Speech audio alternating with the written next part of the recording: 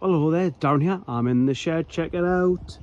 Talking about how my fruit's doing. So at the back there I've got tayberries, loganberries.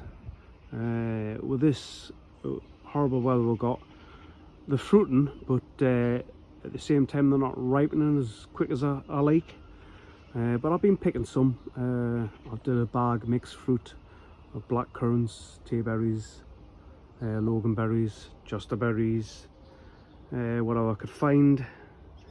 It says the loganberries are here, but because the weather's so damp and wet they're starting to rot. I'm trying to pick them as quick as I can, but they're not swelling out as best they can.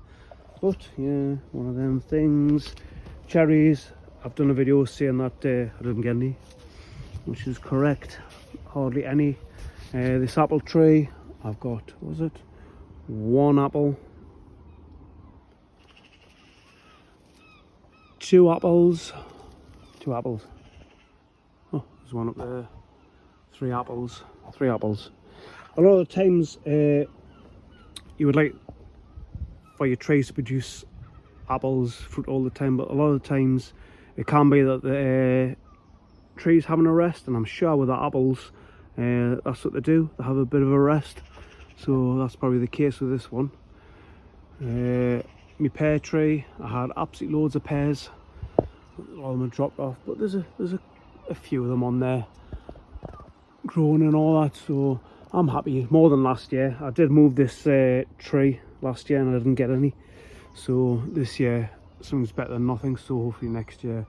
But it's probably down to the fact of the weather being cooler and they've just dropped off. You do get fruit drop, but I expected quite a bit because there was loads on there. My black currants, they fruited. I took a bit off there, not many. I need to sort this out. It's like flopping over. Nothing on my red currant because they've been ate by the birds. I cut back my rhubarb and it's absolutely massive now, so I'm gonna have to start harvesting that again. My black berries, I mean, I'm prolific. I'm gonna have absolutely loads. Wine, loads of them, absolutely gorgeous, sweet, tart, absolutely lush. These, and this shows you how the weather's absolutely knackered.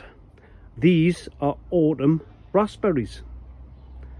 Now, I didn't click on until someone mentioned it last week, a week before, saying like how theirs is cropping now when it shouldn't be. So it just shows you how this weather is so cool, and these are getting tricked into thinking it's autumn. So I've got my raspberries in my polytume, which I'll show you in a minute, which are summer raspberries, and these are autumn. So these shouldn't be producing, but that's what's happened because of the weather.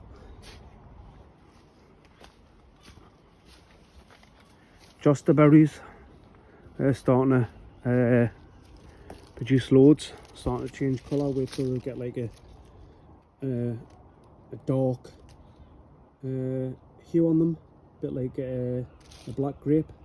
These are a cross between gooseberries and black currants. So I mean, I've got absolutely loads all over, loads of them. So I'm waiting for the weather to pick up a little bit to ripen them. I've got more black berries. These are the big long fat ones. This type here, which I was given, this is more of your traditional black berry that you get in the wild, smaller, compact. These ones are absolutely massive, these ones, but prolific, these ones as well. Got absolutely loads all over, so I'm going to get a fair amount of fruit off this apple tree, which was meant to be a cooking apple. Probably they're getting quite big. I'm saying big, they will get bigger, but I mean, this is prolific. This has been here for 2 years and it's had the odd fruit, but this year absolutely loads and loads and loads. Probably love this this water as well. That's probably end up swelling them up a little bit. Like I say, sometimes with apple trees, that's what they do. They sort of hibernate for a year. Am I wrong? Am I right? I'm sure I've seen a video on that. That's what they do sometimes. You might have one year that you're prolific with loads of apples, and then the next year you've got none. it's just storing more energy, just saving itself. What else? The rhubarb, that's a Victoria. I grew this from seed about 3-4 years ago, and this is the best it's ever been. I mean, it's absolutely, it's absolutely, I've got so many. I need to cut these back. I could just leave it, but in a way I want to cut it back to give it, because obviously it's putting energy in the leaves, but if I cut it back it's going to grow back again and put more vigour into new growth, new stems. This will be turned into crumble or a rhubarb wine. But yeah, been loving this rain. Oh, look at the size, it's massive. And then my grapes. Look at these grapes, proper grape bunches. I'm really happy that I put the string up the last couple of years. It's made a hell of a difference when it comes to grape growing. Your classical grape bunch. Really happy. And at the same time, I water these, but these are bigger than last year's or the year before. And I think because I put in the corner, I didn't put the plant outside. But if I dug outside in the corner, I'd basically start digging at the roots. So I think because all of this water has made these grapes absolutely swell up like anything, and the roots are out there and they're just sucking up all the water, and it's creating these absolutely lovely bunch of grapes. So yeah, I'm happy with that. Hopefully, as you can see, it's starting to come out more, grow more, so I'll basically be putting more washing line right across here, so I can get it like the 25 foot. My raspberries, as I was saying, the autumn ones are growing out there. These are the summer ones, and these have been like really prolific, like for producing. I've been getting these good water, so I've got quite a few raspberries in the freezer for some raspberry wine for next summer. Hopefully better than this summer. I cut them down last year to that height, but they normally go to this height. I think if this was like another, I don't know, another 10 foot, they'll probably go even higher. You can see they're starting to curl there because they've hit the roof. But last year I decided to cut them because I thought it'd be better, but I made a mistake because this should start coming out here and flopping over, and then I've ended up having to like tie it up. So I'll not be doing that again. This is the thing about growing anything, any plant, any fruit and stuff like that. You try different things, see what works. So it works better if I do it like that and tie them like that. I did it because obviously it takes a lot of space up this here. This was, oh god, basically a big pile of rubbish when I first got the plot.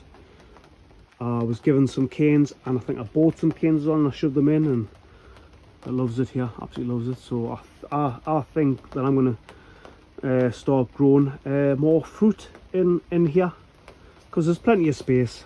I grow like obviously all my other plants in here, but I'm going to start growing more proper fruit in here. I was looking at, because obviously I've got no cherries outside, but what do you recommend that I could grow inside here? I was thinking fig.